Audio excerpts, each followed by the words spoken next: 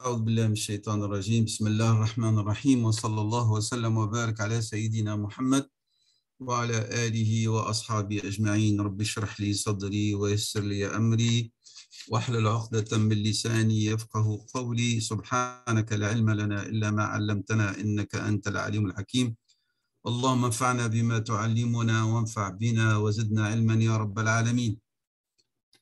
La dernière fois, on s'est arrêté près, je crois, à la troisième degré, c'est ça, de notre station Riaya. Et donc, nous avions essayé de donner un aperçu sur ce que veut dire l'attention à l'égard, l'estime, la sauvegarde, et non pas de soi-même, mais en vérité de quoi? De son cœur à travers la préservation et la sauvegarde du savoir par sa mise en pratique. Et cette mise en pratique, elle nécessite une excellence qui est en rapport avec l'ihsan. Nous avions développé tout cela.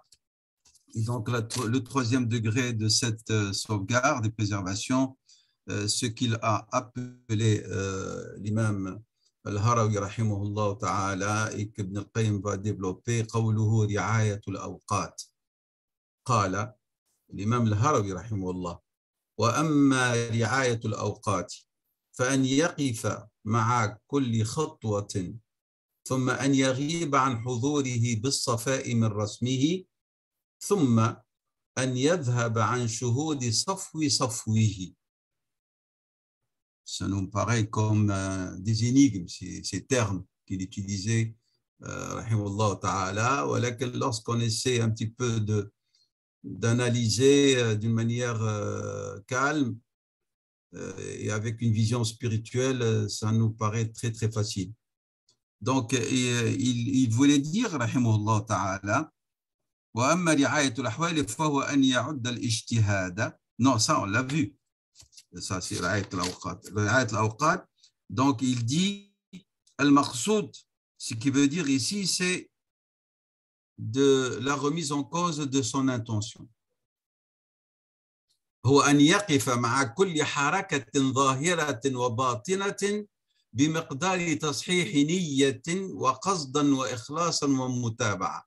Il s'agit dans ce degré, c'est que celui qui chemine à Salikou, qu'il doit marquer un arrêt à chaque mouvement intérieur du cœur ou de ses membres. Le temps qu'il faut pour réviser son intention, pour remettre en cause le but qu'il recherche à travers ce mouvement intérieur ou extérieur, qu'il remet en cause sa sincérité. Est-ce qu'elle est pour de bon ce qu'il cherche à acquérir intérieurement ou à exécuter extérieurement? Est-ce qu'il le fait d'une manière exclusivement vouée à Allah subhanahu wa ta'ala ou non? Et il dit wa mutaba'a, un suivi, c'est-à-dire il ne fait pas une action et puis il s'arrête. Il dit non, il fait l'action et puis il va se remettre en cause. J'ai fait une aumône, pour qui est-ce que je l'ai faite? Pourquoi est-ce que je l'ai faite? J'ai fait du dhikr, pourquoi est-ce que je fais le dhikr? Est-ce que c'est parce que Dieu subhanahu wa ta'ala en est le digne par excellence ou parce que je veux acquérir quelque chose? Bien que ce n'est pas interdit, nous avons vu que Ibn al-Qayyim a développé lors du passage que il œuvre pour le mathouba, pour la récompense. Allah subhanahu wa ta'ala lui-même lui a demandé de l'invoquer pour qu'il lui accorde son paradis éternel, sa proximité. Il dit que talab al-mathouba, ce n'est pas défendu. Mais il dit, malgré ça, il faut tasih an-niyya. Et avec un suivi. فَلَا يَخْطُو هَاجَمًا وَهَمَجًا. Il ne va pas avancer d'une manière désorganisée et vraiment d'une manière non structurée, comme une troupe qui va dans plusieurs sens sans savoir où aller. Hein? بل يقف قبل الخطو حتى يصحح خطوة. Il va plus loin, الهروي, comme l'explique Ibn al-Qayyim. Il s'arrête même avant de franchir un pas.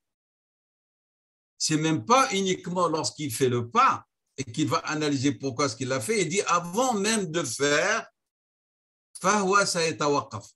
Il va s'arrêter. ثم ينقل قدم عزمه. C'est le sens figuré ici. Hein, le pas de sa résolution, il va quoi? Il va le déplacer vers une finalité conforme. Il ne doit pas laisser sa résolution, niyatuhu, c'est ça la résolution, la azm hiya niya.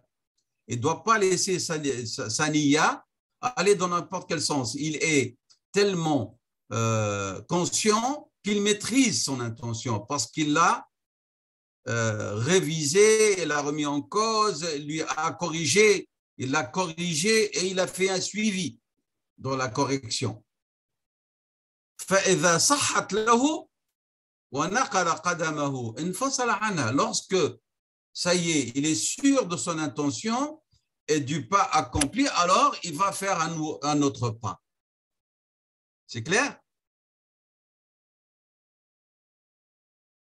وقد صحت الغيبة عن شهودها ورؤيتها. À ce moment-là, on peut dire que cette personne qui chemine هذا السالك في طريق الله, eh ben, il est sur la bonne voie. Pourquoi? Parce qu'il a éclipsé du regard de son cœur le mouvement qu'il a fait. C'est-à-dire l'action interne, s'il s'agit de dhikr ou quoi, ou elle a une aumône, ou elle a un acte de générosité, il a réussi à ce qu'il ne le regarde pas et lui accorde pas de l'importance. Pourquoi? Parce que toujours, il regarde envers qui il a fait cette action et pour qui il a fait cette action. Comme, je ne sais pas si c'est Saïda Zainab ou Saïda Hafsa, on l'appelait Umm Tib. C'est lorsqu'elle donnait une aumône, elle le parfumait. Alors on lui a posé la question, elle a dit, avant de le mettre dans la main du mendiant, moi je le mets dans la main de Dieu. Donc elle ne voit pas le mendiant, elle voit Allah subhanahu wa ta'ala. Donc c'est clair. هذا ما معنى صحة الغيبة عن شهودها ورؤيتها. Il ne va pas se focaliser sur ce qu'il fait. Ça y est, il a oublié ce qu'il fait et qu'est-ce que ça va lui accorder parce que lui, il vise qui? Sa finalité, c'est Allah subhanahu wa ta'ala. Parce que pour l'imam al-Harawi, comme l'explique Ibn al-Qayyim, l'imam al-Harawi et Ibn al-Qayyim lui-même, ils disent la crainte, c'est lorsque tu t'arrêtes au niveau de l'action interne ou externe et que tu te plais et tu vas exprimer un contentement et ça peut te faire glisser vers une voie dangereuse qui est celui de l'orgueil, de la vanité. Hein? Tu te crois, ça y est, masha'Allah, tu es arrivé, hein, tu es meilleur que tout le monde, alors que tu n'en sais rien. Et nous avions vu le verset, hein, ces compagnons, ces hommes et femmes pieuses qui accomplissaient l'acte pour Allah et malgré ça, ils avaient peur de la non-acceptation. Vous voyez, ici, il dit attention de ne pas vous arrêter et vous commencez à faire quoi? Shuhud wa ru'yat al-amal. Parce que vous pouvez tomber dans quoi? Dans al-ghurur. Et c'est très dangereux pour celui qui veut cheminer et transcender. Il dit فَيَغِيبُ عَنْ شُهُودِ تَقَدُّمِهِ بِنَفْسِهِ. Vraiment, il y a une absence du regard sur quoi? Sur son avancée même. Parce que lui ne s'occupe pas du mouvement, il s'occupe de qui vers il se dirige. C'est-à-dire, il regarde là où il va atteindre la proximité. C'est-à-dire le but final, Allah. Et non pas ce qu'il accomplit. فإذا غاب عن شهود نفسه وتقدمه بها في كل خطوة فذلك عين الصفاء. S'il y a eu absence totale, que son nafs, il la regarde avec joie. Ah, ya nafsi, mashallah, nafs mta'i, je suis parmi l'élite. celle qui est proche de Dieu. Et il a aussi réussi à éclipser du regard de son cœur son avancée. Et il réussit ça à quoi? À chaque pas qu'il accomplit sur le plan spirituel. Alors il dit, c'est ça la pureté réelle, même de quoi? Men rasmihi, c'est-à-dire de l'image de qui? De sa nafs. Il a réussi vraiment à se libérer de l'image de son nafs.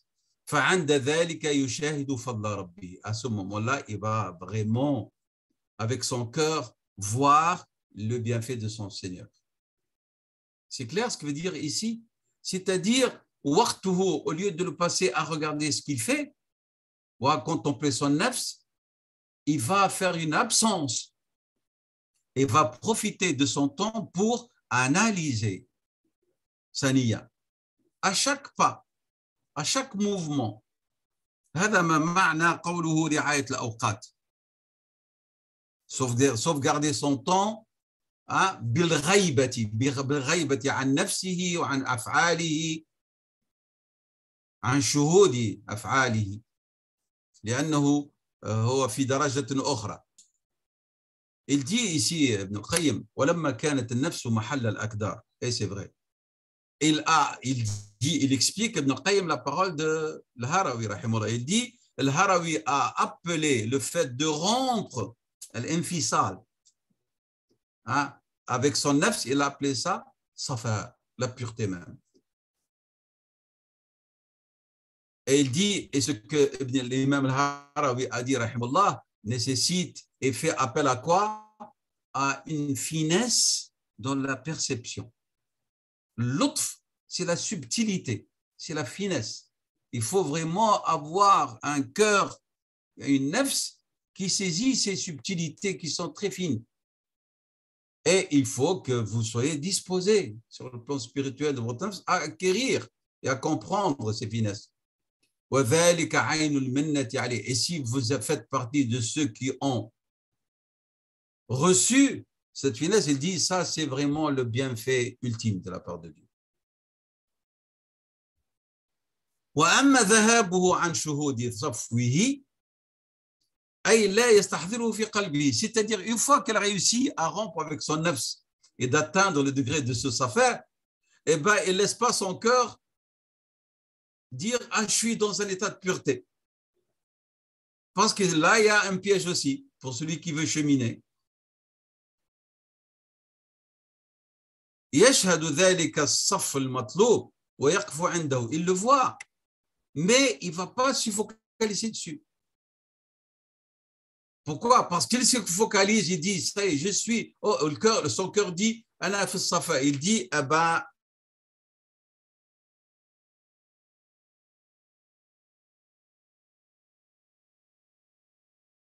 et ceci, ça devient quelque chose qui va rompre avec la pureté pour dire qu'il y a des souillures qui se sont installées. Et s'il réussit, en prenant conscience que son safa, sa pureté, a été souillée, même de peu, se libère de toute trace du contentement du nefs et du contentement du cœur. Même l'état de pureté, tout à l'heure on a parlé de quoi? يغيب عن مشاهدتي. الغيبة عن مشاهدة العمل. Sont d'accord? الآن يقول لك الغيبة عن مشاهدة الصفوي. C'est un autre degré. Et il dit, et si elle réussit cela, c'est vraiment ce qu'il va quoi? Alors, c'est yushahidu man, il va regarder, focaliser sur sa demande ultime, sublime, c'est quoi? C'est Allah. C'est-à-dire, si nous résumons ce qu'il vient de dire, au lieu de se focaliser sur la qualité de son action, après s'être débarrassé, analysé, fait un suivi au niveau de son intention, et qu'il a réussi à se défaire de la présence de nafs qui va tirer un contentement. Et puis, il a réalisé safa. Et puis, il va réaliser, donc, il doit libérer des images de toute représentation, de toute trace de son avancée pour ne voir qu'Allah subhanahu wa ta'ala. Sinon, même s'il a avancé, il se remet dans un état de trouble, hein, qui est de souci par rapport à son cœur.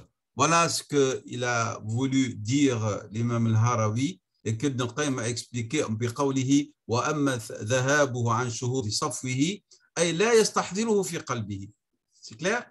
وقبله il a dit donc فهناك غيبة عن ماذا فيغيب عن شهود تقدمه بنفسه.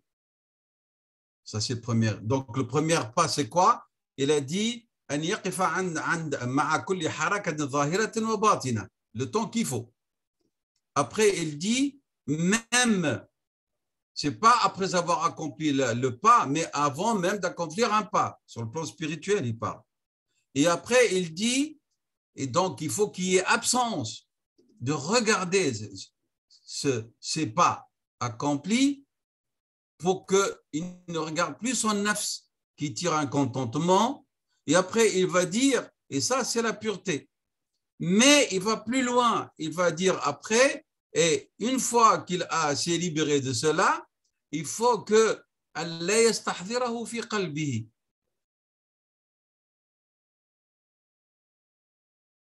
Et qu'il va regarder quoi alors? Il va regarder al-matlab al-a'la wal-maqsad al-asna, ay Allah subhanahu wa ta'ala, ridahu subhanahu wa ta'ala. Voilà, ça c'est le résumé de ce dernier degré de cette 23e station, Manzila, min manazil iyyaka na'budu wa iyyaka nasta'in. Bien sûr, le comment, le travail, on l'avait dit avant. Il faut accomplir et exécuter ce qui a été dit dans les autres manazil. At-tawba ad-da'ima, at-tafakkur, at-tadhakkur. Tout cela, al-muraqaba, tout cela doit être présent. On ne va pas arriver à cet état alors qu'on s'est défait de toutes les autres stations. C'est l'accumulation dans l'avancée spirituelle et dans l'élévation qui va faire que la personne va réussir, Inch'Allah Ta'ala, par la vigilance et par le suivi permanent, de se libérer de l'impact dans son nafs, pas uniquement ici, il ne parle pas du mal, il parle ici de l'impact du nafs qui va tirer un contentement du bien accompli. C'est clair? Parce que nous avons vu avant qu'il faut se libérer des interdits.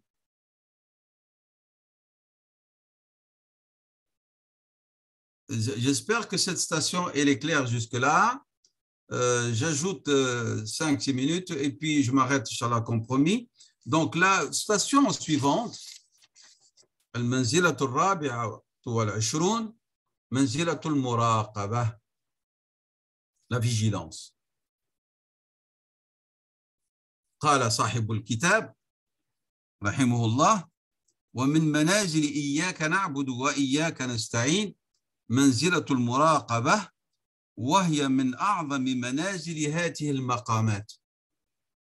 Cette manzila, elle est des plus importantes et des plus graves d'entre les manazil. C'est-à-dire, c'est la mise en pratique et l'exécution dans le concret de ce que veut dire at-tawhid, l'unicité d'Allah subhanahu wa ta'ala.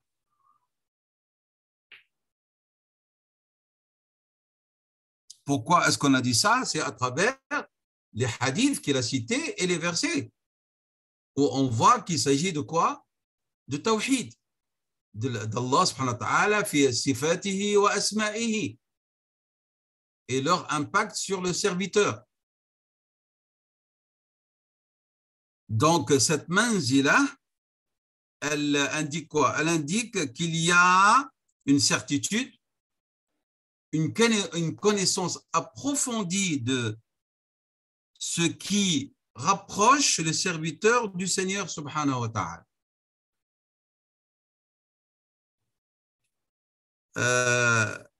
C'est une vigilance par rapport à ce qu'implique et exige la connaissance et la mise en pratique des effets des noms de Dieu et de ses attributs.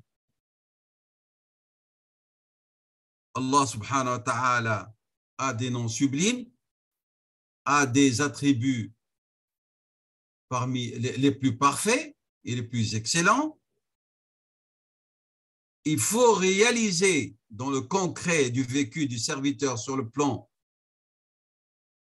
apparent et sur le plan spirituel, sur le plan comportemental, au niveau de la dévotion, toutes les significations, tous les sens et toutes les significations que véhiculent les noms sublimes d'Allah subhanahu wa ta'ala et ses attributs parfaits. Et ça s'appelle al-muraqabah, la vigilance. Alors, Allah subhanahu wa ta'ala, parmi ses noms, par exemple, As-Sami', l'audion. Qu'est-ce que ça veut dire? Ça veut dire lorsque tu vas parler, même lorsque tu es isolé, pas en public, ou lorsque tu vas parler en présence des gens. Avant que les gens n'entendent ton discours, sois vigilant et conscient que Dieu, il l'entend en premier.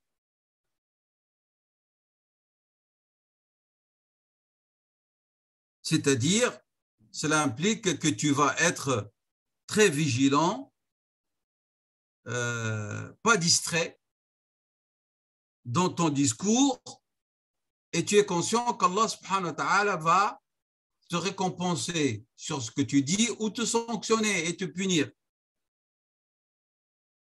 Alors, lorsque l'un d'entre nous se met présent à l'esprit qu'Allah subhanahu wa ta'ala l'entend et il juge et récompense, tu vas être alors, dès lors, quelqu'un comment? De précis dans ton discours. Tu vas choisir les mots, les paroles, les sens que tu veux transmettre aux gens. Tu vas être averti dans ton langage. Tu ne parles pas comment? Il insulte Allah subhanahu wa ta'ala, il insulte le prophète, il dit de grossièreté, il dit astaghfirullah, voilà, je n'avais pas l'intention. Non, ça ne marche pas chez nous. Tu insultes le prophète, tu dis je n'avais pas l'intention. Tu utilises des grossièretés des plus minables et tu dis excusez, je n'avais pas l'intention. C'est quoi ça? Non, tu es responsable. Pour le commun des gens. Hein. Mais maintenant, ici, nous sommes dans la station, 24e station. Eh ben, celui qui prétend cheminer et il a déjà été réussi à réaliser la manzila, la station de la et de l'estime, ben, il doit être quelqu'un quand même de sensé dans ce qu'il dit, de conscient de ce qu'il dit. Allah subhanahu wa ta'ala, parmi ses noms sublimes, Al-Alim, l'omniscient, qui veut dire qu'Allah subhanahu wa ta'ala est informé de tout. Rien ne lui échappe des affaires de sa création.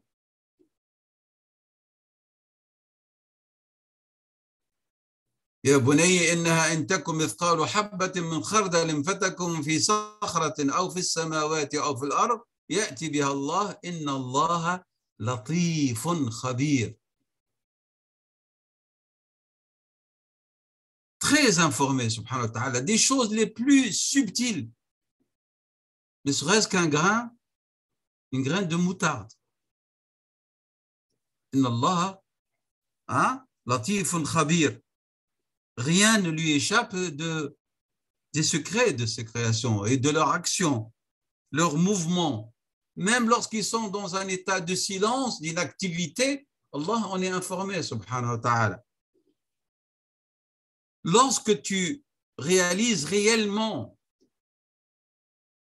ce que veut dire ce nom d'Allah, subhanahu wa ta'ala, et ses effets au niveau de la foi, sur ton cœur, sur ton comportement, eh ben, tu vas agir avec beaucoup de vigilance. Et tu ne vas pas te presser d'agir, tu vas marquer un temps d'arrêt et tu vas hésiter.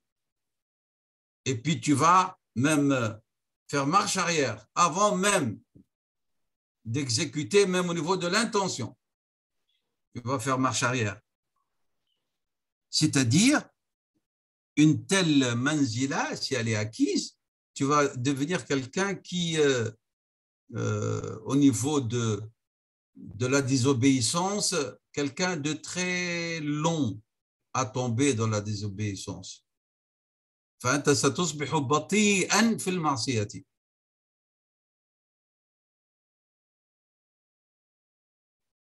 Mais au contraire, tu vas être quelqu'un de miqdaman ala ta'at, quelqu'un qui va être empressé d'exécuter les actes de dévotion et d'adoration.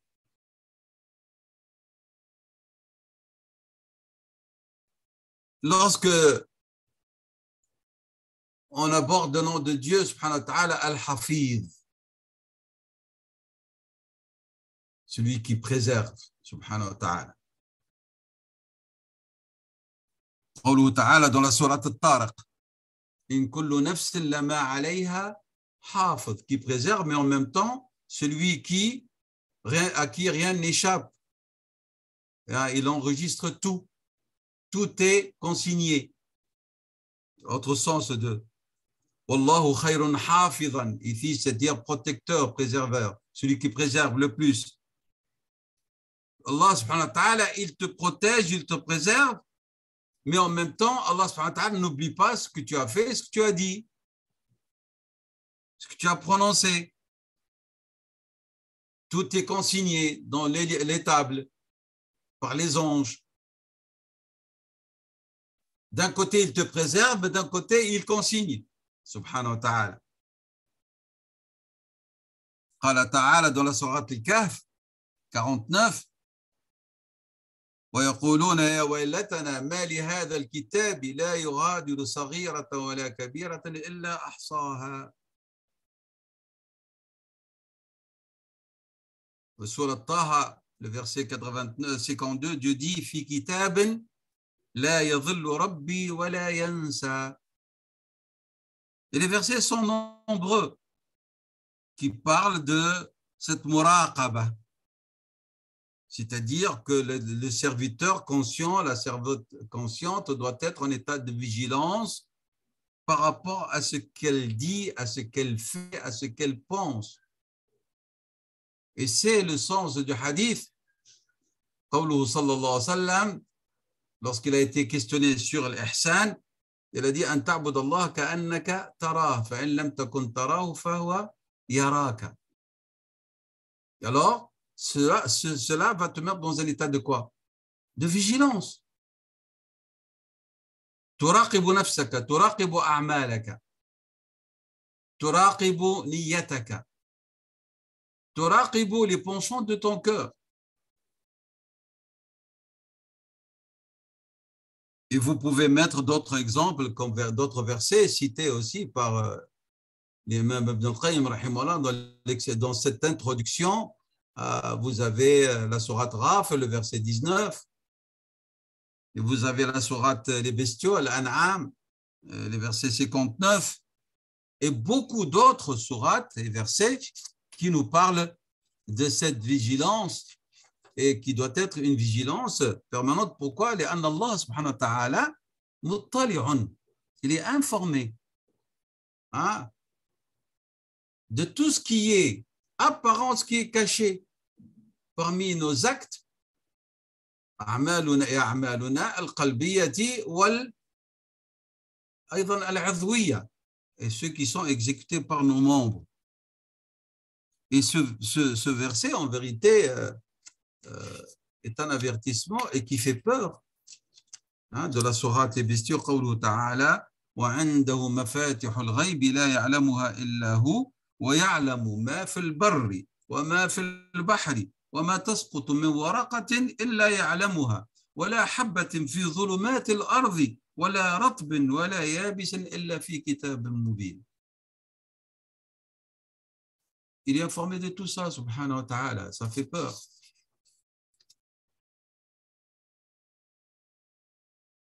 Et donc, c'est-à-dire, le serviteur va sentir la présence, l'omniprésence de Dieu, et ce n'est même pas l'omniprésence uniquement, mais une omniprésence très, très, très proche. Il y a une proximité de cette présence, pas physique, attention.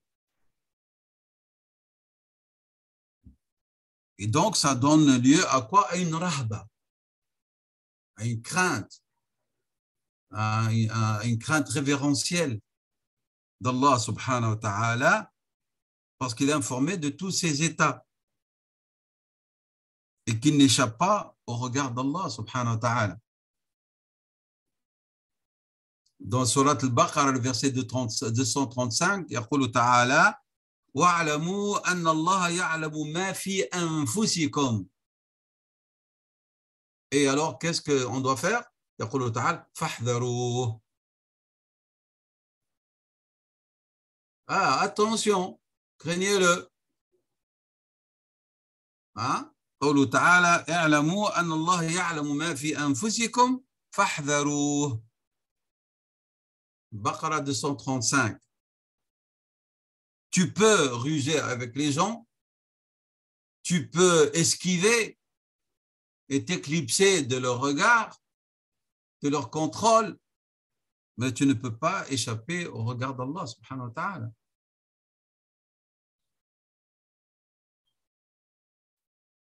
Dans la sourate Qaf, Allah subhanahu wa ta'ala dit وَلَقَدْ خَلَقْنَا الْإِنسَانَ وَنَعْلَمُ مَا تُوَسْوِسُ بِهِ نَفْسُهُ وَنَحْنُ أَقْرَبُ إِلَيْهِ مِنْ حَبْلِ الْوَرِيدِ.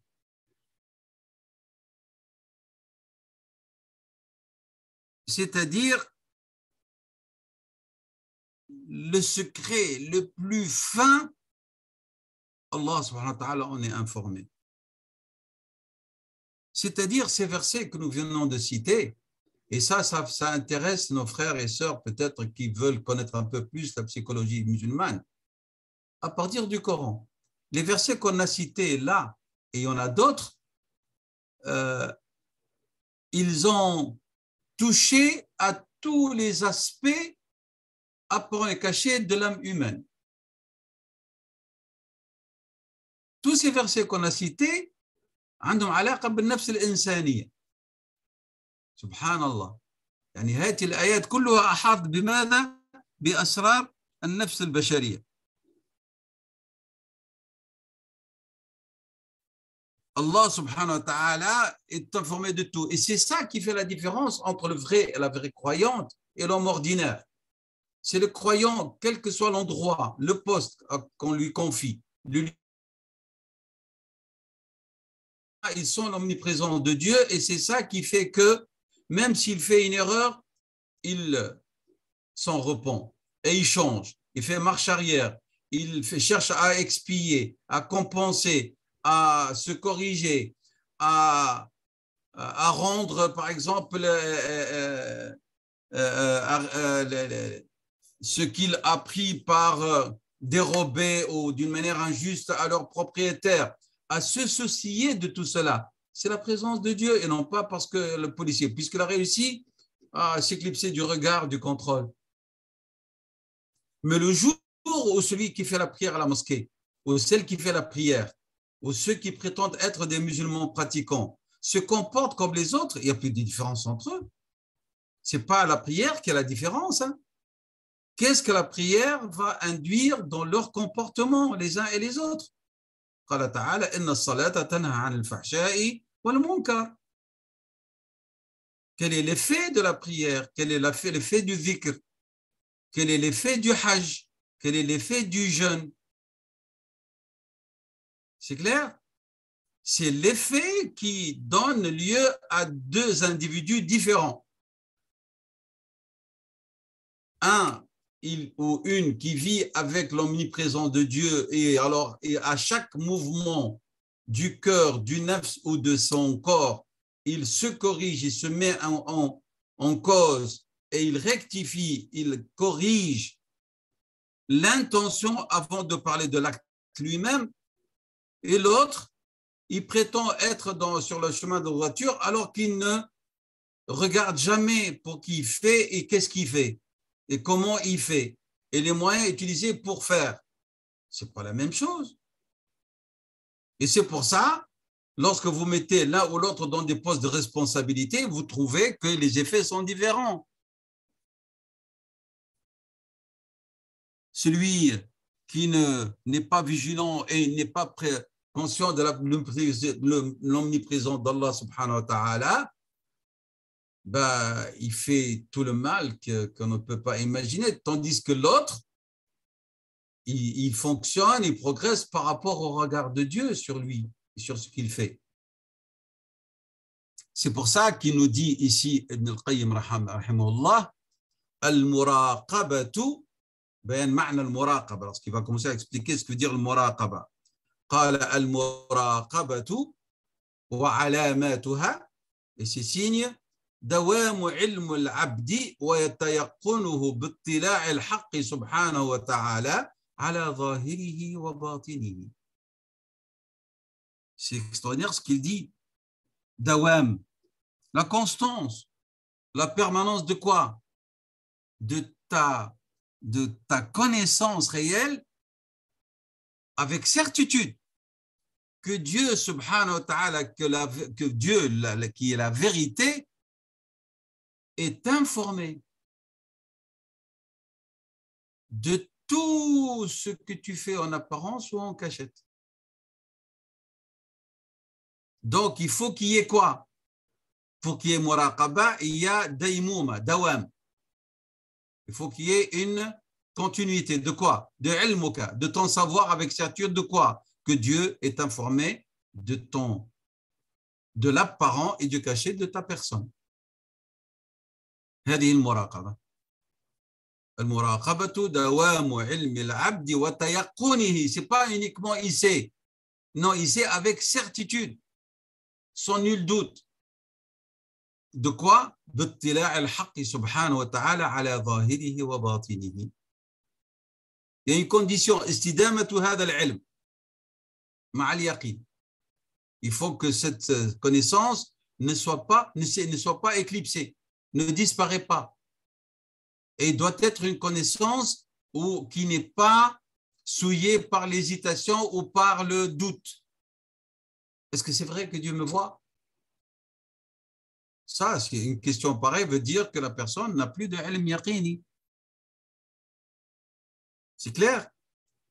Alors il dit المراقبة هي ثمرة علمه بأن الله سبحانه رقيب عليه ناظر إليه سامع لقوله وهو مطلع على علمه كل وقت وكل لحظة وكل نفس وكل طرفة عين.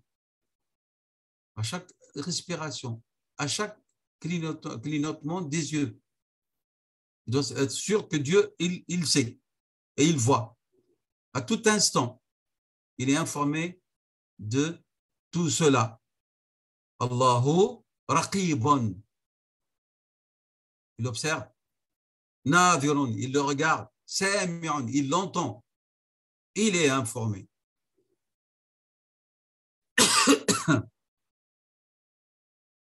Le Junayd, rahimahullah ta'ala, a dit, lorsque quelqu'un lui a posé la question,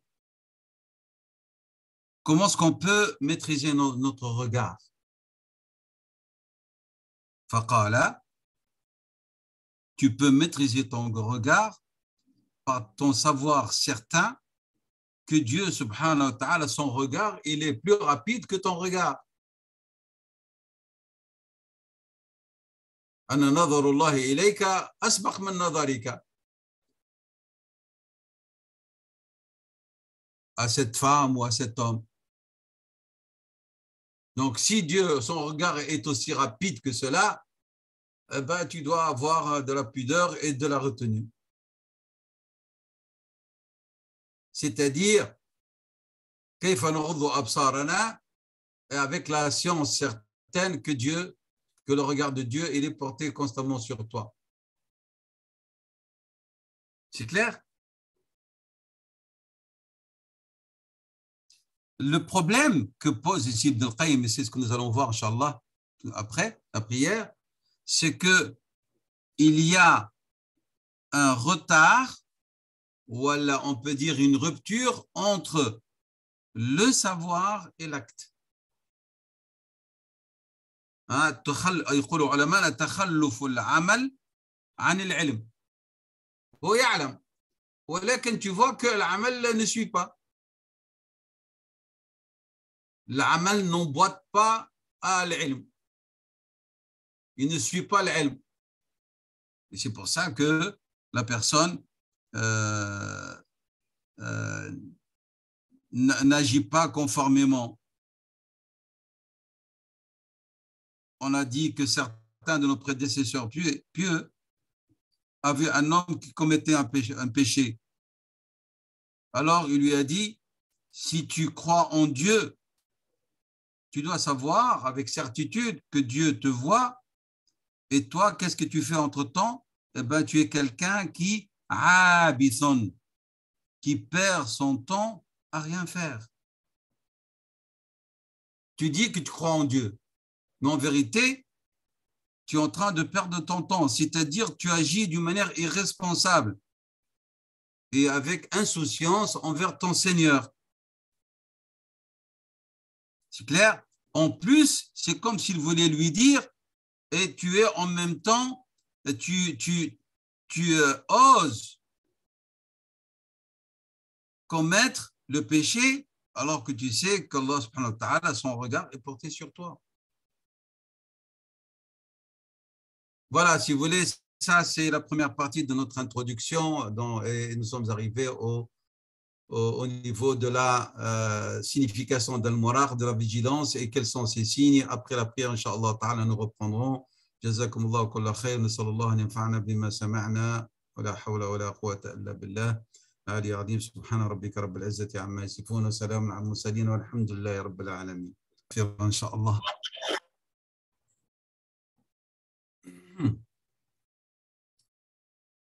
أعوذ بالله من الشيطان الرجيم بسم الله الرحمن الرحيم وصلى الله وسلم وبارك على محمد وعلى آله وأصحابه أجمعين. وصلنا إلى قول بعض الصالحين. Nous sommes arrivés au niveau de la citation d'un des prédécesseurs pieux qui a trouvé un homme en train de désobéir à Allah subhanahu wa ta'ala. Alors, il lui a dit la formule suivante, je vous l'ai dit en arabe en entier, et vous la traduisez, je vous la traduirai après. قال إن كنت تؤمن بأن الله يراك فأنت عابث ومخلط وجريء على العصيان ومستهتر بربك وإن كنت تعتقد أنه لا يراك فقد كفرت. Donc, il lui a dit, si tu crois qu'Allah subhanahu wa ta'ala te voit, alors que tu commets ce péché, alors tu es quelqu'un qui perd son temps à rien faire, et tu es quelqu'un qui vit dans la contradiction, dans les troubles, et en plus tu es audacieux à désobéir au Seigneur, irresponsable et insouciant à son égard. Et si tu crois qu'il ne te voit pas, alors sache que tu es un mécréant. Et un poète qui a dit des vers qui sont très très beaux, il a dit إذا ما خلوت الدهر يوما, si un moment quelconque tu te retrouves seul, فلا تقل خلوت ولكن قل علي رقيب. إذا ما خلوت الدهر يوما فلا تقل خلوت ولكن قل علي رقيب ولا تحسبن الله يغفل ساعة ولا أن ما تفعل عليه يغيب ولا تحسبن الله يغفل ساعة ولا أن ما تفعل عليه يغيب. Si à un moment quelconque de ta vie tu te retrouves seul, ne te dis pas je suis en intimité, je suis isolé et il n'y a aucun surveillant, vigilant qui me voit, et ne crois pas qu'Allah, il te perd de vue, ne serait-ce qu'un instant, et que ce que tu es en train de faire lui échappe. Donc, subhanahu wa ta'ala, la takhfa alayhi khafiya. Et c'est ce que l'imam Luqman, d'après ce que nous a conté le Seigneur, subhanahu wa ta'ala, il a voulu inculquer à son fils qu'il ne doit pas agir par rapport au regard des gens ou l'absence de leur regard, mais il l'a éduqué à avoir dans le cœur, dans l'esprit présent Allah subhanahu wa ta'ala par ses qualités, par ses attributs et par ses noms. Et nous avons cité le verset de la sourate Luqman, le verset 16. Actuellement, nous vivons à l'époque de la mondialisation. Et plus que ça, nous sommes à l'époque où il y a une action agressive à l'encontre de toutes les valeurs, de la morale, de l'éthique. Et même, il ne s'agit plus de traiter d'obscurantistes les musulmans qui s'attachent à leurs valeurs. Maintenant, tout individu qui refuse ce que nous sommes en train de voir et de vivre partout, on veut noyer le monde dans la perversion, dans l'acceptation de cette conception qu'on appelle la théorie du genre et autres, comme si on n'a pas le droit de dire on n'est pas d'accord, alors que, bon, on parle du droit à la différence au niveau de l'opinion. Et bien, actuellement, on n'accepte pas et on refuse le droit à dire non à la différence. Tu dois t'aligner, tu dois abdiquer. Et ce qui va à l'encontre même des principes, entre guillemets, de la démocratie, qui veut dire le multipartisme, le multiculturel, le multicultuel, la diversité. Mais un savoir-vivre commun dans la différence. Et sinon, tu n'as pas le droit de dire « je ne suis pas d'accord ». Et ça, c'est très dangereux comme situation à laquelle nous sommes passés maintenant, une phase qui est tout à fait anormale et illogique. Et donc, nous sommes dans une société où on ne sait pas se protéger ni préserver. Et donc, ce qui reste, c'est l'éducation. C'est l'éducation que nous pouvons donner à nos enfants ou transmettre aux autres pour qu'ils s'éduquent eux-mêmes d'une manière suivie. On appelle ça tarbiya dhatiya. Tu sais, c'est ce qu'a dit Luqman. Luqman, il a dit à Bunay, il l'a éduqué sur un principe. Ce principe, si l'enfant y adhère ou l'individu adhère, il va faire du contrôle lui-même. Tarbiya dhatiya, ça s'appelle. C'est-à-dire le rattacher aux valeurs. Parce que les parents vont mourir, les personnes vont disparaître. Qu'est-ce qui va rester? Il vont rester les valeurs transmises et que l'individu va véhiculer. C'est ça qui est important. Donc, Sayyidina Luqman savait qu'il allait mourir. Walakin rabata ibnahu, il a rattaché son enfant à ses valeurs. Pourquoi? Pour préserver sa foi, l'iman. Et parmi les assises de l'iman, il y a muraqabatullah subhanahu wa ta'ala. Qu'Allah, il est vigilant et qu'il nous voit. Et donc, à notre époque, si on réussit à inculquer à nos enfants l'omniprésence de Dieu, c'est qu'on a réussi tout. Et c'est ça, en vérité, le challenge vrai.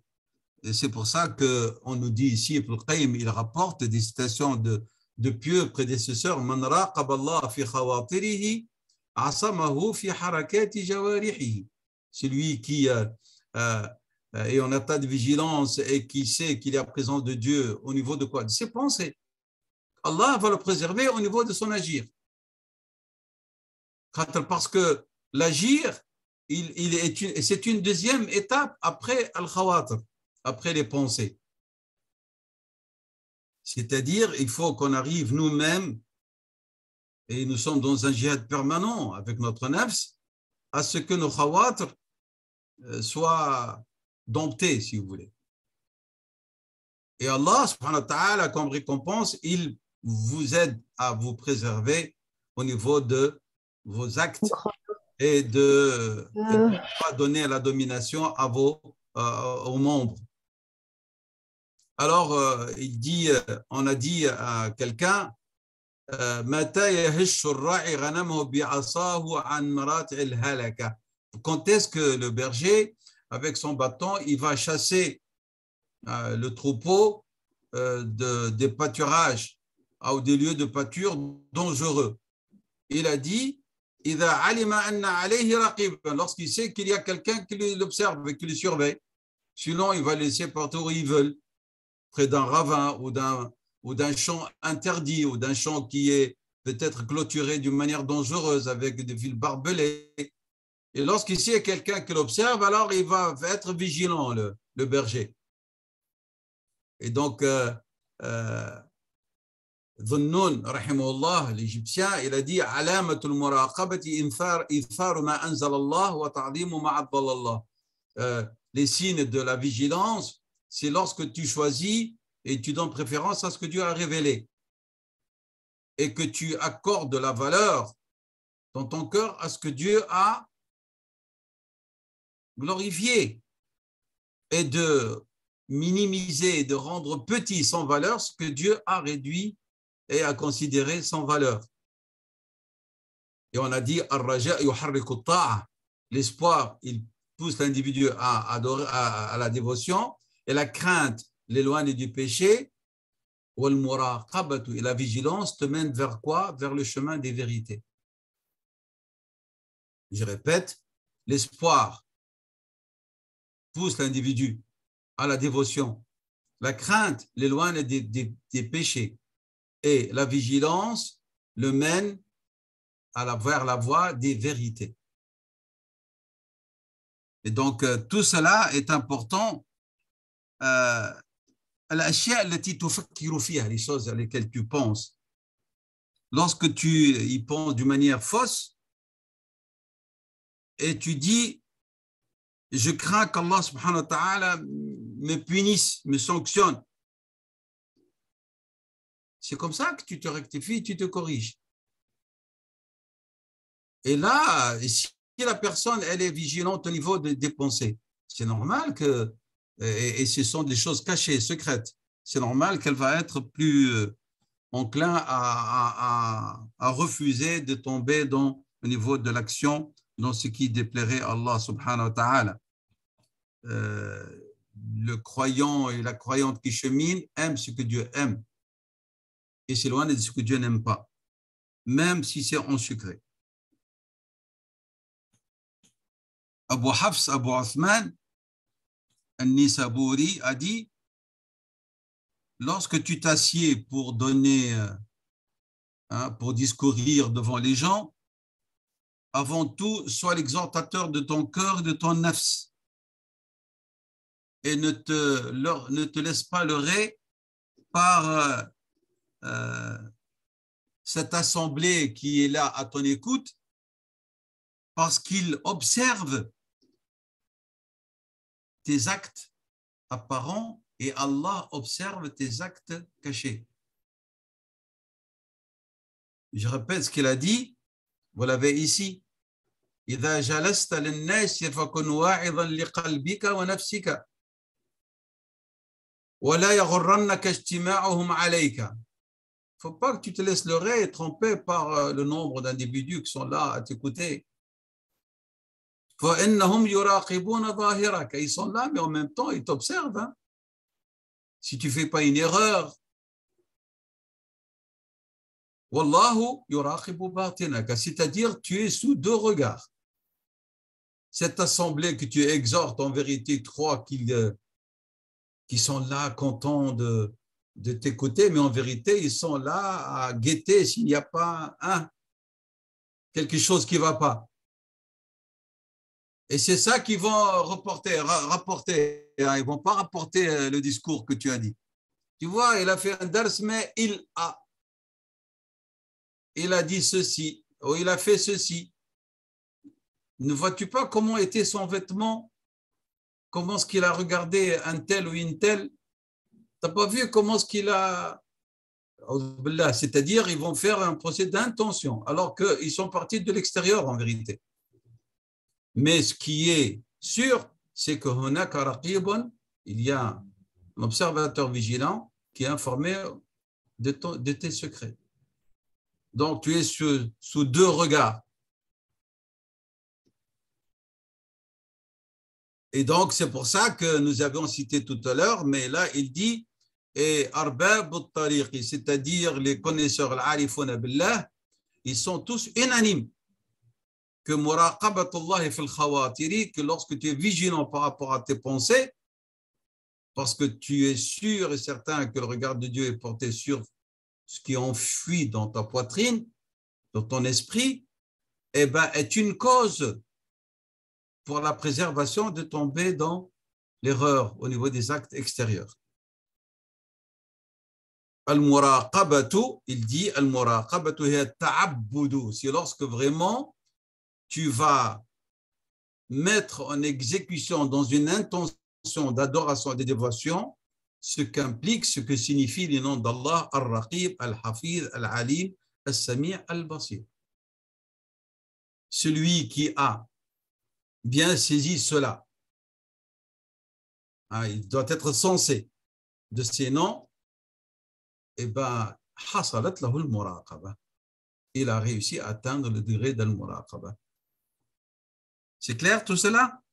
Nous passons, Inch'Allah, maintenant à darajat al-muraqaba, les différents degrés de la vigilance. قال صاحب المنازل رحمه الله تعالى المراقبة دوام ملاحظة المقصود. المراقبة دوام ملاحظة المقصود وهي على 3 درجات.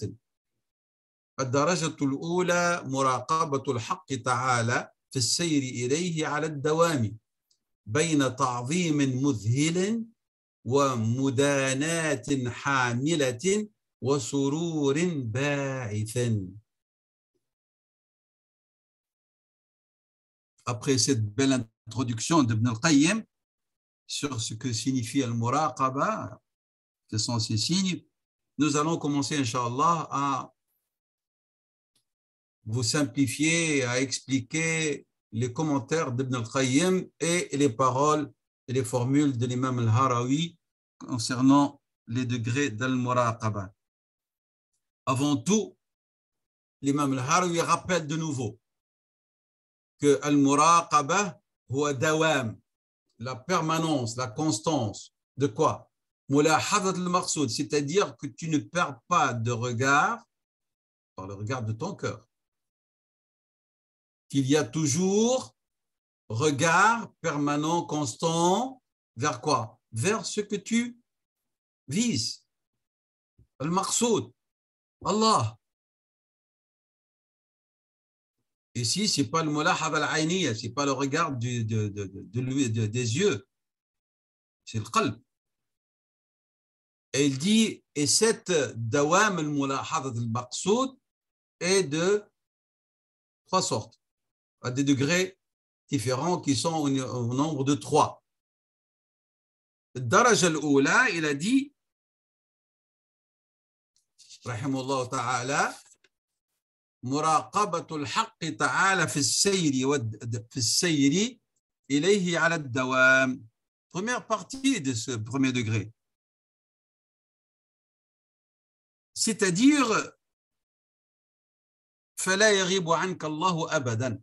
Dieu, il ne disparaît pas, il disparaît jamais de ton esprit. L'omniprésence de Dieu. Et ceci te préserve de commettre le péché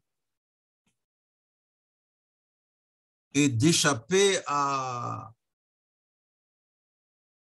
toute forme de manipulation. Il a dit le moment où l'individu commet un vol, le prophète a dit il n'a plus la foi, la qualité de la foi. Pourquoi? Parce que la foi, s'il était présent, tu n'aurais pas commis ce péché. Et ainsi pour tout autre péché.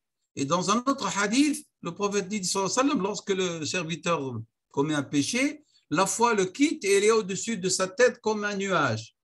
Et lorsqu'il se repent, elle le réintègre, la foi le réintègre. C'est-à-dire, les muharabati, pour commettre cette absence de la foi, il faut qu'il y ait omniprésence à l'esprit, au cœur de Dieu, subhanahu wa ta'ala. Une absence va être occupée par une autre présence. Donc, la présence continue ne permet pas à un autre élément de venir occuper la place. C'est clair? C'est ça ce qu'il a dit. Il a dit Muraqabatullah ta'ala fi sayri ala dawami. Daymuma, la continuité.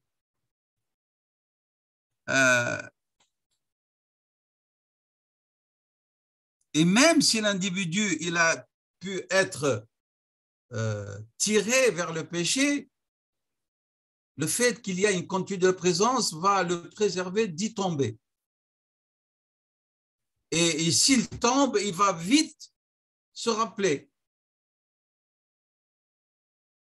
Il va vite sortir du péché vers le repentir.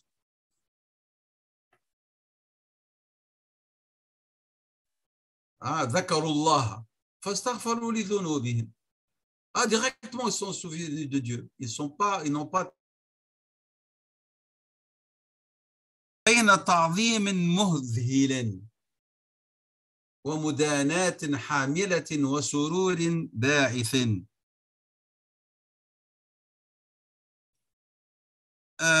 التعظيم المذهل, الذهول ici veut dire une sorte de consternation. Consternation de quoi? Par rapport à la grandeur de Dieu.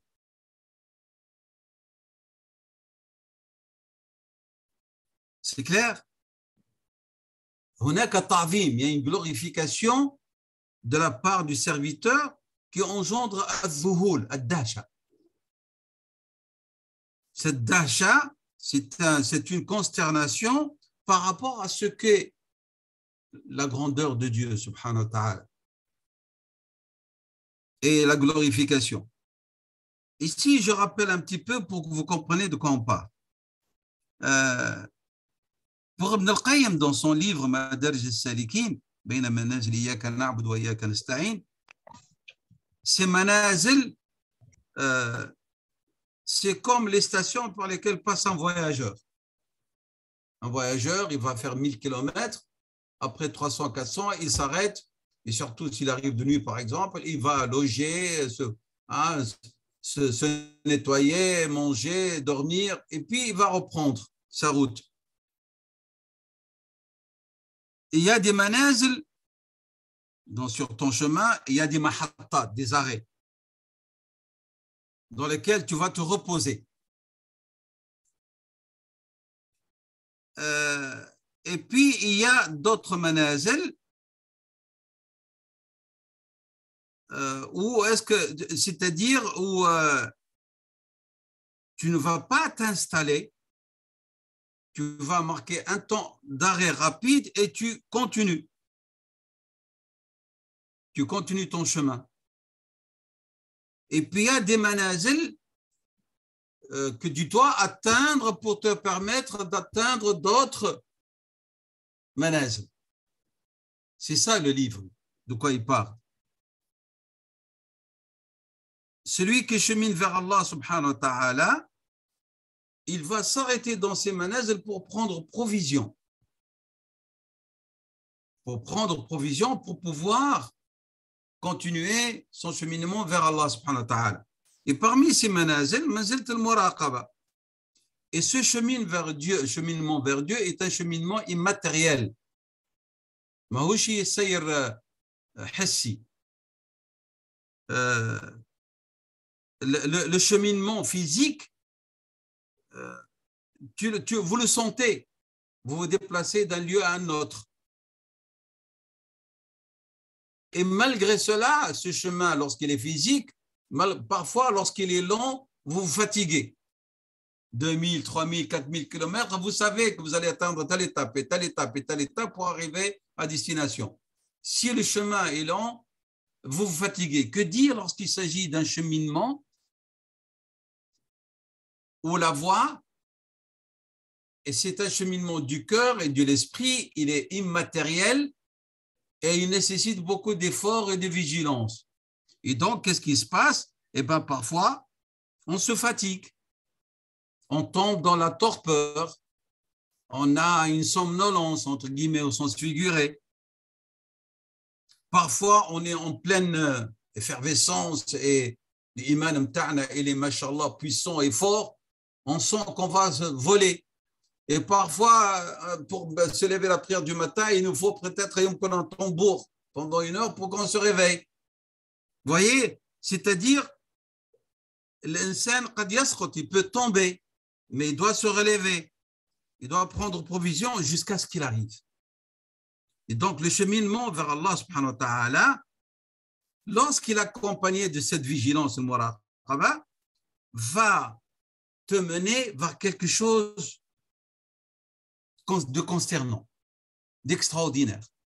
C'est ce qu'il voulait dire. Et hop, tu es arrivé à la station de Al-Muraqaba et tu as réussi à prendre des provisions de cette station. Et bien, il te dit, cette station, elle va donner lieu à quoi? À quelque chose d'extraordinaire. C'est-à-dire, tu vas arriver à un degré où tu vas glorifier Dieu d'une manière tellement extraordinaire que toi-même, tu vas être dans la consternation. Ce qu'elle va donner comme conséquence, comme effet. C'est-à-dire, par la force de ta glorification de Dieu et que ton esprit, elle est empli de sa présence et du fait qu'il est vigilant, subhanahu wa ta'ala, cet état va donner quoi? Va donner que toi, tu vas être quoi? Ta'zimullah yuzhiluka. Ta'zimullah, ta glorification de Dieu va te mettre dans un état de consternation. Pas d'absence, hein, mais pour dire que tu vas vivre des choses extraordinaires. C'est-à-dire, tu vas vivre des choses extraordinaires qui vont te distraire de tout autre que Dieu. Al-Zuhul ici a 2 significations. Tu es consterné par ce que tu vas voir et ta consternation va te faire oublier les autres. C'est clair? فأنت في حالة ذهول مدهش لكثرة تعظيمك لله وستذهل عن غير الله. Vous avez compris les doubles sens de dhuhul? C'est clair? Parce que tu es tellement empli par la glorification de Dieu tout le long de ton cheminement. Et tu es en train de glorifier Dieu dans les 23 stations précédentes et tu arrives à la 24e et tu multiplies encore. Et bien, le muraqaba va te faire que tout ce que tu as acquis comme ta'zim va te mettre dans un état de dhuhul, li'azamatillah, li ta'zimika lillah, wa satadhalu bidhalika an ghayrillah. Est-ce que j'ai simplifié? C'est clair? Et c'est pour ça qu'en vérité, le cheminement vers Dieu, on a dit ici, avec l'imam al-Harawi dans son Manazil al-Sa'irin, c'est à 90 et quelques, 90 et quelques manzila. Mais il y a parmi les gens, les connaisseurs au niveau de la Tazkia, ils disent Al-Manazil, on a arrivé à 100, mais il y a ce qui a dit il y a 1000 manzila, il y a 1000 stations. L'Harawi était gentil, il nous a dit 100, presque 100. Mais il y a ce qui ont dit il y a 1000. Mais Ibn al-Qayyim, rahimahullah, il est allé loin, il a dit وعدد المنازل في السير إلى الله بعدد الأنفاس. Le nombre des stations pour cheminer vers Dieu, c'est au nombre de votre respiration. C'est pour dire que بعدد أنفاسك وأنت, et toi, soit tu es proche de Dieu, soit tu es loin de Dieu. Et c'est pour ça qu'en vérité, il est demandé à tous ceux qui veulent cheminer dans la voie de la tazkiya de s'interroger, de se poser la question, où est-ce qu'il se situe par rapport à Dieu? Et chacun d'entre nous doit poser la question. Et lorsqu'on doit se poser cette question, c'est pas pour dire je suis loin alors je laisse tomber. Non. C'est de prendre conscience qu'on a encore du travail à faire. Attention de ne pas tomber dans les leurs de Satan. Là, il va vous dire vous êtes loin, laissez tomber. Non. Parce que ici, comment dirais-je, la rapidité de l'ascension spirituelle dépendra de la sincérité et des bienfaits d'Allah subhanahu wa ta'ala sur le serviteur. Par une brise de miséricorde, vous pouvez vous trouver élevé d'une manière inimaginable. Et il vous transporte d'un état vers d'autres états, subhanahu wa ta'ala. Et peut-être lorsqu'il vous transporte vers un état extraordinaire, d'excellence, il vous reprendra auprès de lui dans cet état. Et vous êtes le gagnant ou la gagnante. C'est clair, donc ne vous dites pas ce qu'il dit ici, c'est-à-dire c'est un cheminement impossible. Non, il faut que tu aies la résolution, tu prennes la résolution et tu commences à cheminer. Quels sont les signes de la proximité? Ce qurb. Nous avons dit donc je n'ai pas oublié, on va y revenir, mais ce sont des parenthèses importantes pour comprendre ce qu'il veut nous dire. Donc, quels sont les signes de la proximité? Ibn al-Qayyim, rahimahullah, il dit les signes de cette proximité, c'est d'être présent avec Allah subhanahu wa ta'ala.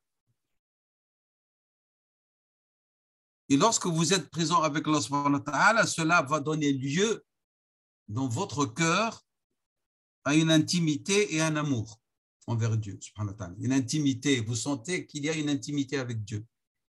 Vous êtes dans un état de ons. Et cela donnera lieu à quoi aussi? À une mahabba. C'est-à-dire, lorsque tu évoques Dieu, lorsque vous faites le dhikr, on va simplifier le discours. Est-ce que chacun et chacune d'entre vous, lorsque vous faites du dhikr, vous évoquez Allah subhanahu wa ta'ala, est-ce que vous sentez ce que vous faites, ce que vous dites, est-ce que vous sentez qu'il y a quelque chose qui vous met en connexion avec Allah subhanahu wa ta'ala? C'est ça le signe. Ça, c'est un signe. هل عندما تذكر الله تأنس به تحس بأنس. Est-ce que vous sentez une quiétude, une paix lorsque vous faites du dhikr? هل تشعرون بالراحة عندما تذكرون الله? Ou lorsque tu es avec les gens, tu te sens mieux. Je parle avec eux, je discute avec eux, je me sens bien. Parce que le dhikr, vous le faites seul. Parce que lorsque vous faites le dhikr, vous dites quand est-ce que je termine? Je me suis fixé à faire 50 ou 100 ou 1000. Quand est-ce que je termine? Ou vous dites je ne compte pas. J'ai dit une demi-heure, voilà, entre le maghrib et l'isha, je vais rester là à faire. هل أنت تأنس بذكر الله أم تريد أن تنتهي وتحس بأنك مع الناس في حال أفضل. Ça, ce sont des signes. عثمان ibn Abi Dahrash rahimahullah من الصالحين disait لقد كان السلف يأنسون بالليل حيث يخرجون من الخلق إلى الله فإذا جاء النهار قالوا أقبل علينا النهار ببثه وحزنه. Il disait, il avait l'habitude de dire, les prédécesseurs pieux, ils vivent une intimité de nuit avec Dieu. Ils se séparent de la création pour Dieu.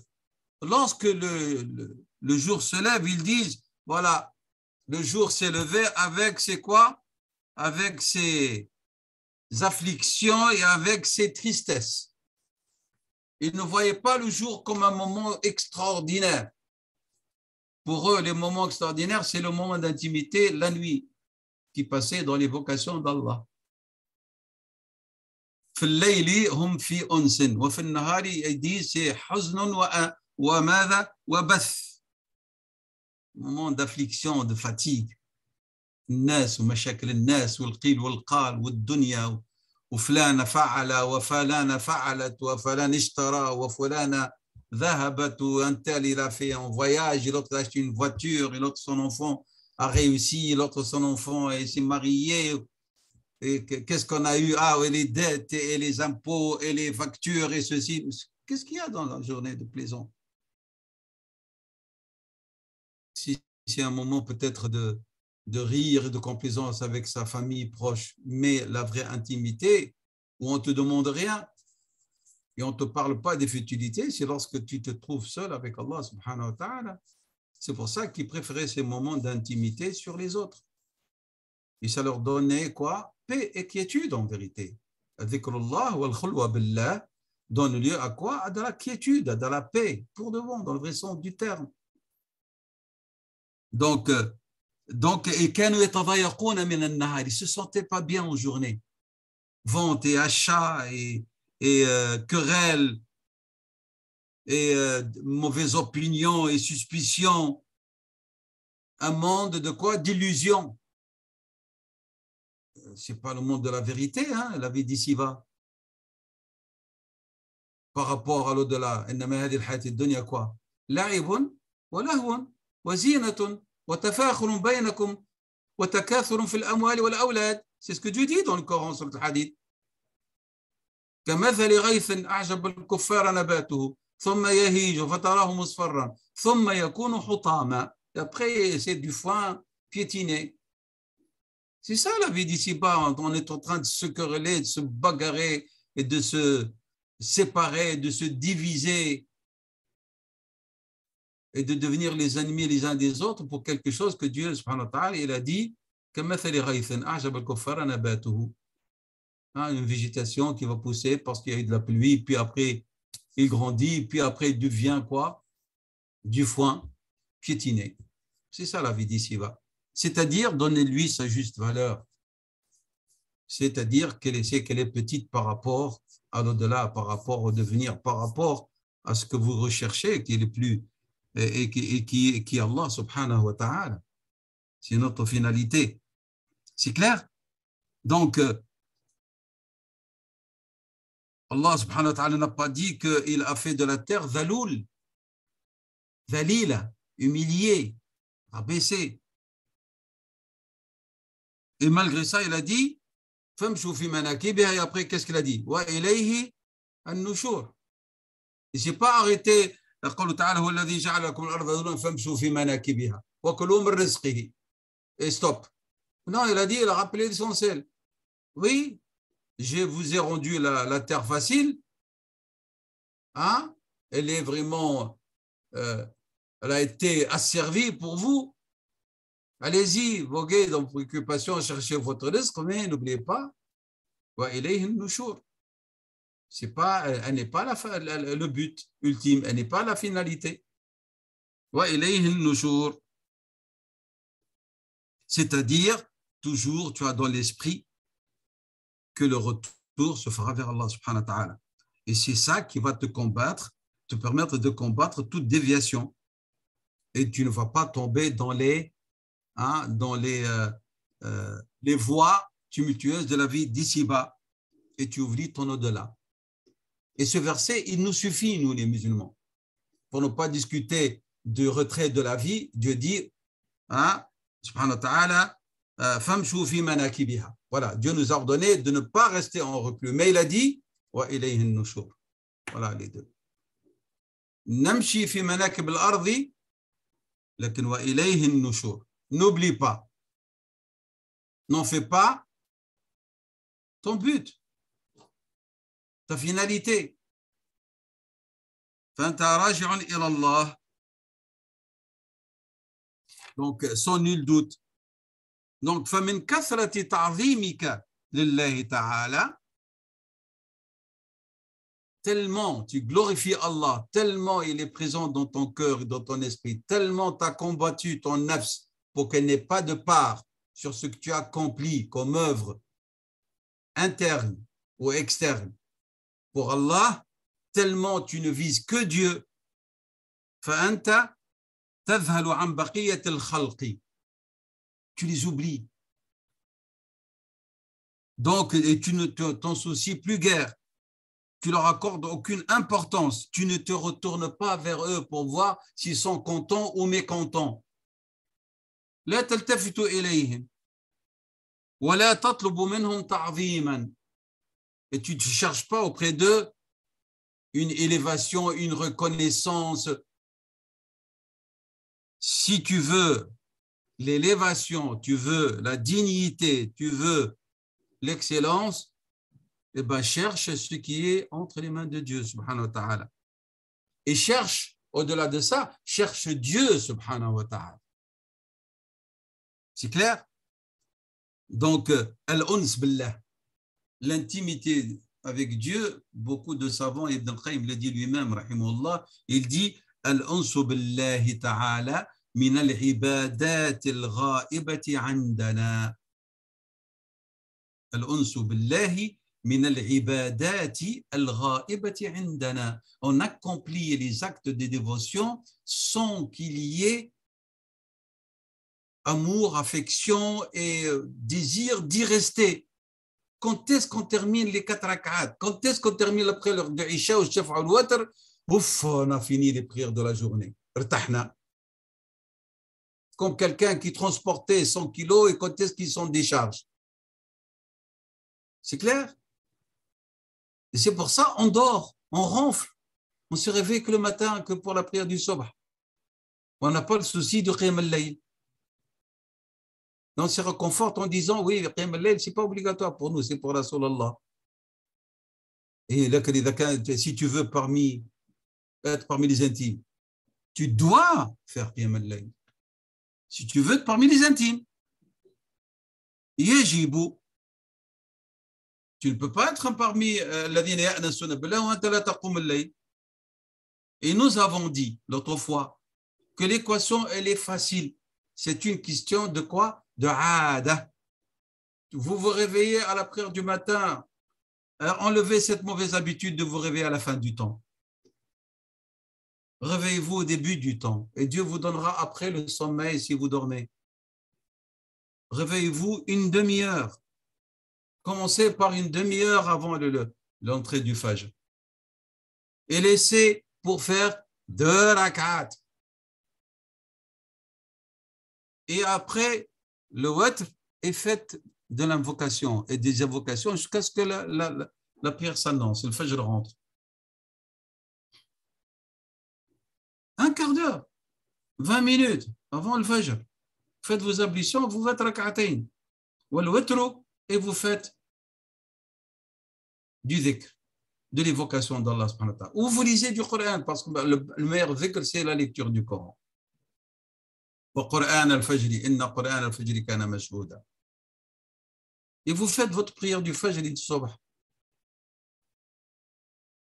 Et une fois que vous avez pris le rythme, vous n'allez plus vous lasser de vous réveiller pour ces rak'at. Et alors, après, vous allez dire, 20 minutes, je suis capable de me réveiller 30 minutes avant. Au lieu de faire 2, je vais faire 4. Mais ne commencez pas avec 12 et 13, quoi, et puis vous ne faites plus rien. Ne commencez pas par 1 heure et vous allez vous lasser. Commencez par peu, mais constant. Comme a dit notre mère Aïcha lorsqu'on lui a posé la question comment était l'action de Rasulallah, qalat dimatan. Il y a continuité. وقال صلى الله عليه وسلم أفضل الأعمال إلى الله أدومها وإن قل. Les meilleurs actes pour Dieu, c'est ceux qui ont quoi, la qualité de la constance, même si c'est peu. قليل يدوم خير من كثير يزول. C'est clair? Donc, il y a une ibada qui nous manque. C'est ibadat al-uns billah. Ibn al-Qayyim, rahimahullah, il pose la question, une question importante. Il voit que le cœur qui est toujours ma'Allah, qui est toujours avec Dieu, cela va donner nécessairement lieu à quoi? Al-uns et al-mahabba. القلب الدائم مع الله يولد عنده أنس ومحبة. Lorsque vous aimez quelqu'un, vous vous souvenez de lui, vous vous rappelez de lui constamment. Et donc, il y aura Ons et Mahabba. Vous n'allez pas évoquer quelqu'un que vous n'aimez pas constamment. Si on prétend aimer Dieu, ben, il faut l'évoquer constamment et chercher son intimité. C'est clair?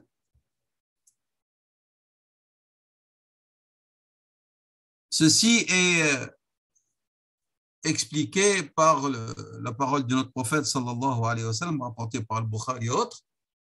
Sallallahu alayhi wa sallam, lorsqu'il nous a parlé des 7 individus qui seront à l'ombre de Dieu le jour où il n'y aura pas d'autre ombre que la sienne, et il a dit sallallahu alayhi wa sallam, wa rajulun, bien sûr par analogie, wa mra'atun dhakara Allah khaliyan fafadat aynahu. Et un homme ou une femme qui a évoqué Dieu alors qu'il est seul, caché du regard des autres, et il a eu les larmes aux yeux. Par amour, hein, par intimité, pas uniquement par crainte. Il s'est rappelé la grandeur de Dieu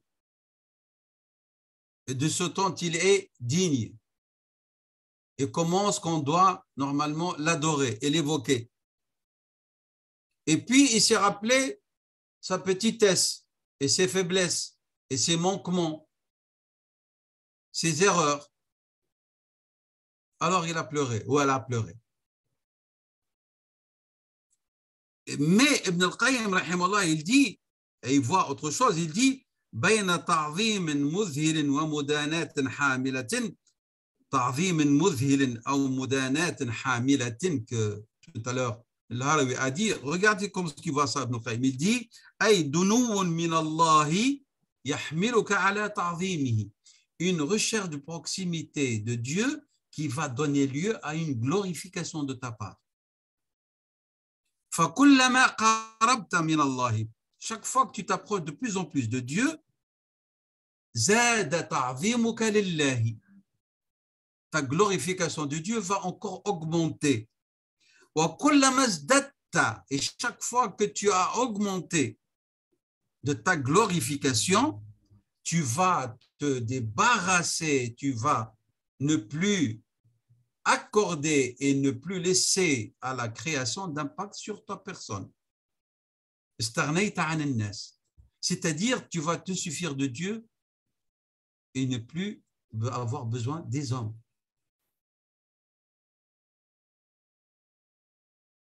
Ibn al-Qayyim, rahimahullah, il nous explique en vérité que dans ce lieu où nous sommes en train de parler de cette masjid de la vigilance, hein, et de ce qu'elle implique, il dit Sayrun ilallahi, cheminement vers Dieu. Continuité du cheminement vers Dieu. Continuité du cheminement. Présence du cœur. Glorification du Seigneur. Continue. Et détournement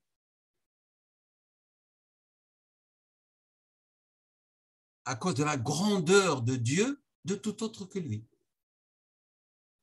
Tellement Allah il est azim, فأنا ذهلت عن غيره. وقوله ومدانات حاملة أي دنو, une proximité, une proche qui pousse à exécuter, à s'adonner à ces 5 éléments que nous avons cités.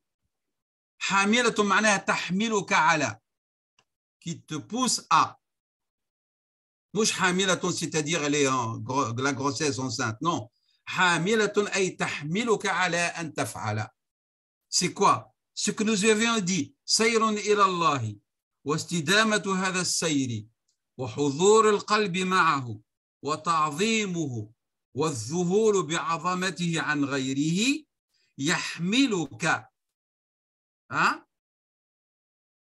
Cette proximité, تحملك, à exécuter ces 5 que nous avons cités. Si tu accomplis et tu réussis à être proche, eh ben, cette proximité, ça تحملك على ماذا؟ على السير إلى الله واستدامة السير إلى الله وحضور القلب مع الله وتعظيم الله والذهول بعظمته سبحانه عن غيره. Vous avez compris ce que ça veut dire mudanatun hamilatun maintenant? Une proximité, tahmiluka ala, ces 5 éléments qu'on a cités.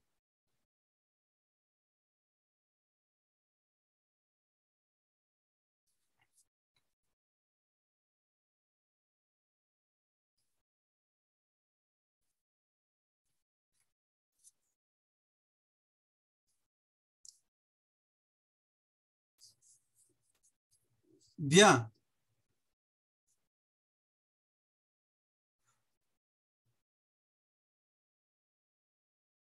Nous sommes ici.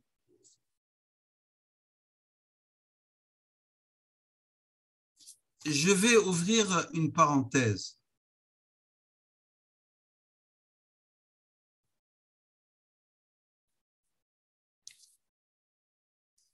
قوله وسرور باعث.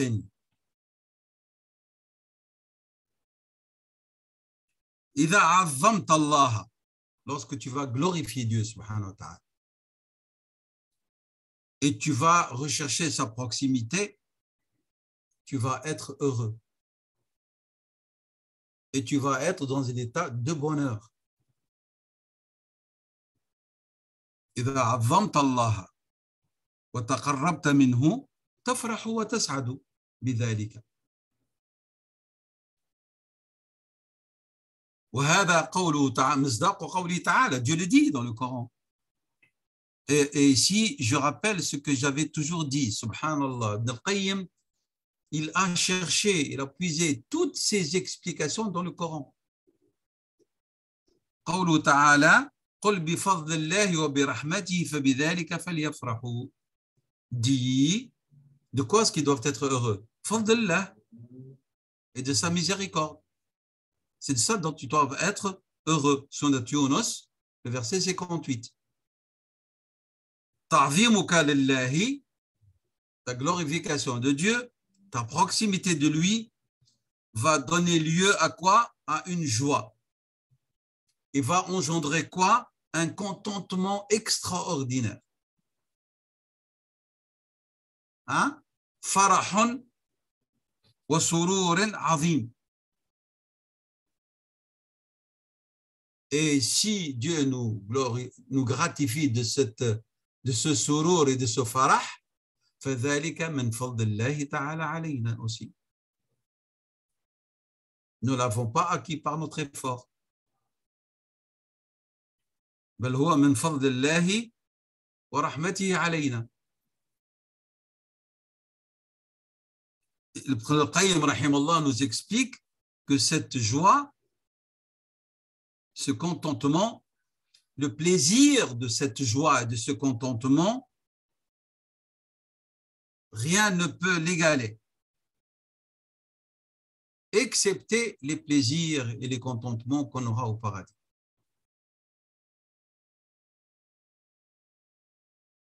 Et il dit, et le fait que le serviteur ou la servante va vivre ce contentement, cette joie, eh ben, c'est comme Allah, par sa bonté, va lui faire goûter un peu de la joie et de l'état qu'il aura lorsqu'il sera au paradis, Inch'Allah.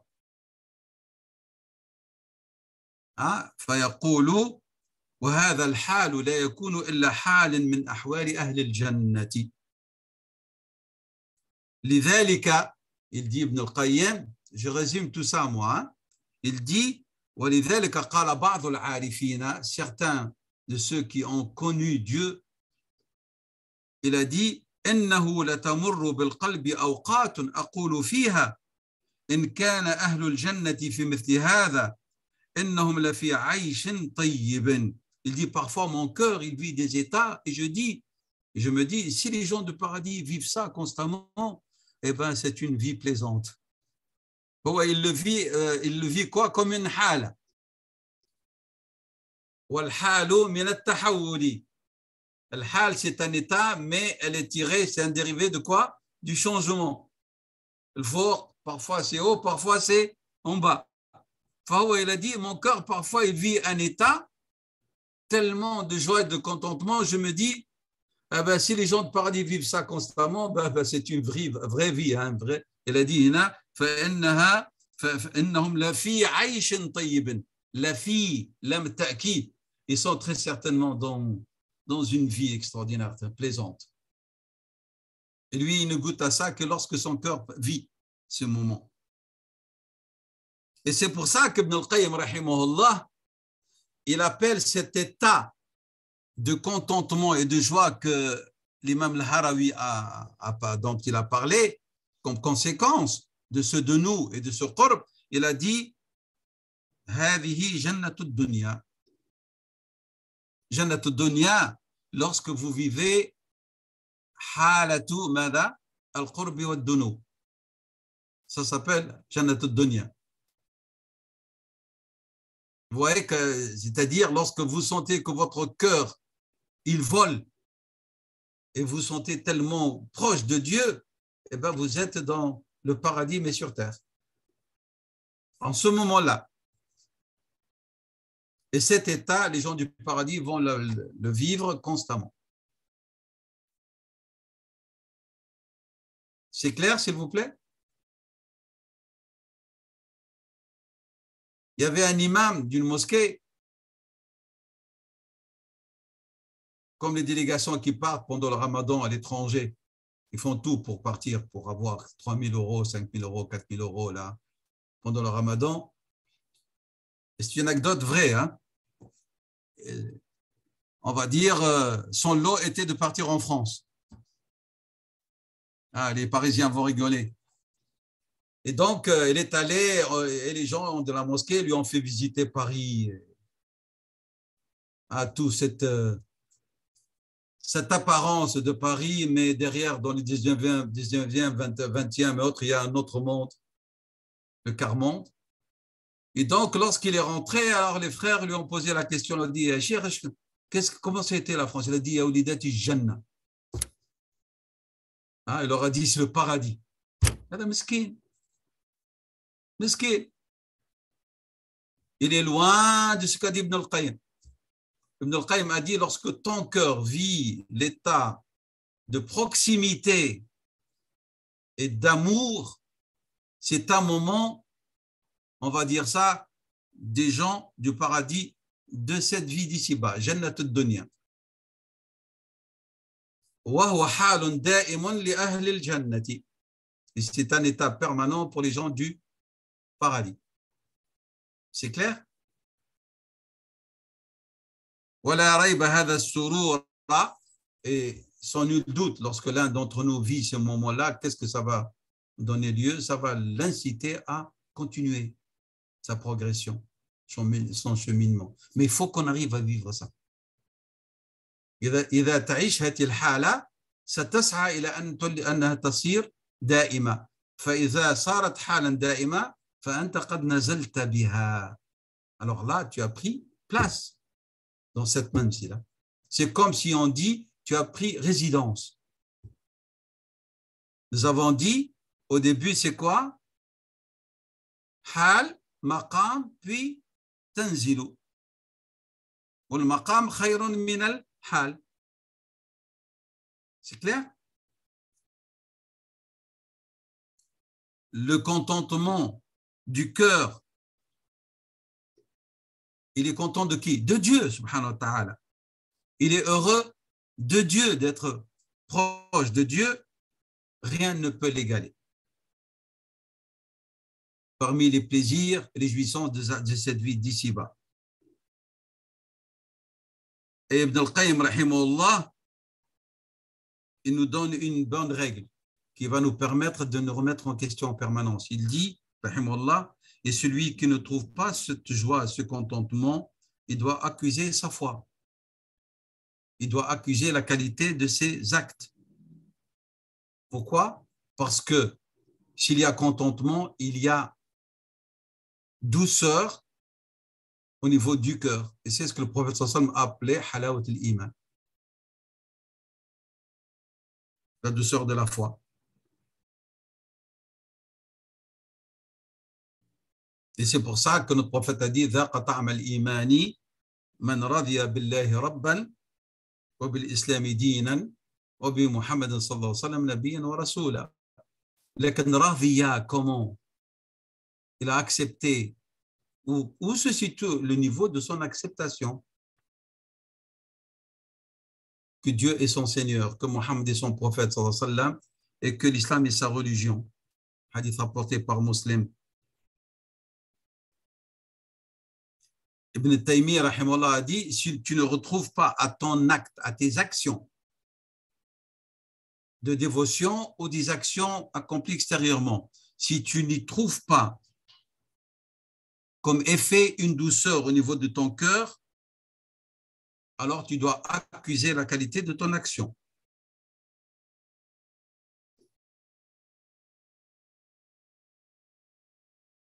Il dit encore, le Seigneur est très reconnaissant et très certainement il récompense dans cette vie tout serviteur qui agit, qui œuvre. Si tu ne trouves pas effet sur ton cœur de tes œuvres, c'est qu'il y a un hic quelque part, il y a une cause, il y a une raison. C'est pour ça qu'il a dit fattahem, accuse la qualité des actions et ça sous-entend accuse tes intentions. C'est pas normal. Tu pries, tu ne trouves pas effet. Il y a un problème. C'est pas normal. Tu fais le hajj, ça ne change pas. Fattahem amalaka idha la tajidu atharan. Et c'est vrai ce qu'il dit, rahimahullah. Il faut que tu retrouves joie, sérénité. Et si tu ne trouves pas, ben, il y a fausseté, il y a corruption. Il n'y a que ça, il n'y a pas mille choses. Tu agis, tu dois trouver quoi? Joie et sérénité et contentement. Tu ne retrouves pas ça, eh ben, c'est que amaluka madkhoulun. C'est-à-dire, fihi niya ukhra. Il y a d'autres intentions. Il n'est pas sincère, il n'est pas exclusif. هذا العمل يفتقد ماذا؟ التجريد, l'exclusivité. C'est clair? Donc, il y a fausseté, il y a corruption. Et s'il s'agit d'un savoir, et tu dis, mais moi j'agis conformément à un savoir, alors peut-être ton savoir, il est corrompu. Il y a quelque chose dans ton savoir. Voilà, هذا الكلام. Ainsi, nous sommes arrivés à la fin du premier degré. إذا شاء ربنا إن شاء الله تعالى La prochaine fois, Inch'Allah, nous allons aborder الدرجة الثانية وهي قوله مراقبة نظر الحق. قال الدرجة الثانية مراقبة نظر الحق إليك برفض المعاوضة وبالإعراض عن الاعتراض ونقص رعونة التعرض. Inch'Allah ta'ala, si Dieu le veut, nous aborderons ce degré avec les commentaires et l'explication la prochaine fois. ونسأل الله منا ومنكم أن يتقبل منا وأن يغفر لنا خطأنا وزيغنا وأن يرحم ضعفنا ولا حول ولا قوة إلا بالله العلي العظيم. سبحان ربك رب العزة عما يصفون وسلام على المرسلين والحمد لله رب العالمين. وبارك الله فيكم pour votre écoute.